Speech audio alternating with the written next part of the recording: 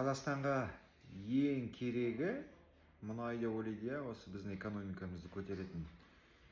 Ең инвестиция жасайтын нәрсе ол біздің адамдар.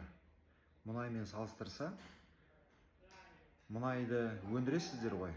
Качествосына қарап, солай сапасына қарап, әр жерге өткізеді. Оның сапасы болмаса, ол ешқай жерде керек болмайды мұнайымыз.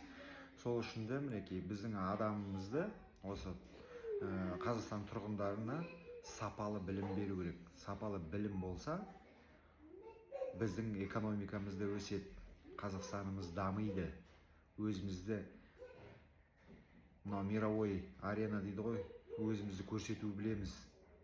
Өндіріспен айналысамыз, өзіміздің іштің өндірісімен айналысып, өзімізді көтере аламыз.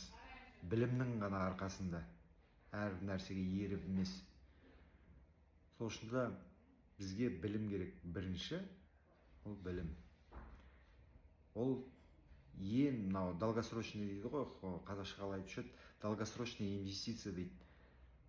Сосын көресіздер, жақсы білім берсеңіздер, қазіргі біздің жас өспірімдерге, мынау дипломдарымыз неде мировой аренада басқа мынау батыс жақта, Японияда болсын, Кореяда болсын, біздің алып жатқан дипломдарымыз не болу керек, сапалы болу керек. Сол жақтарда оны қабылдау керек.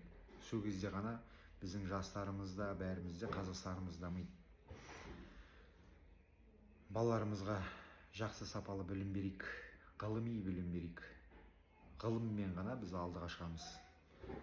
Сол үшін де сол салыстырып отқаным мұнаймен.